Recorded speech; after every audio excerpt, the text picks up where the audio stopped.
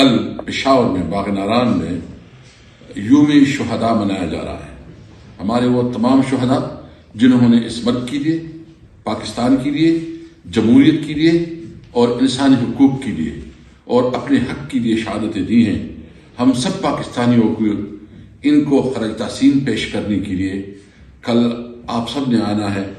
وہاں فاتحہ خوانی ہوگی، درود شریف کا ورد ہوگا اور دعائے تقریب ہوگی. تو میں تمام پاکستانیوں سے امید رکھتا ہوں کہ وہ اپنے شہید بھائیوں کے ساتھ یکجہتی کے لیے اور ان کی قربانیوں کو خراج تحسین پیش کرنے کے لیے انشاءاللہ تعالی کل جو ہے نا باغ ناران میں آئیں گے. ہم اپنے شہیدوں کی قربانیوں کو بھولنے نہیں دیں گے. یہ انہوں نے جو قربانی دی ہے یہ پاکستان کے لیے ہے، اس ملک میں جمہوری نظام کو مستحکم کرنے کے لیے.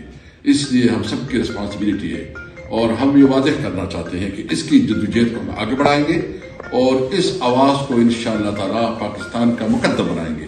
پاکستان میں صحیح معنوں میں ایک جمہوری اقدار پروان چڑھے گا، ملک میں آئین کی بالادستی ہوگی اور ملک میں قانون کی حکمرانی ہوگی.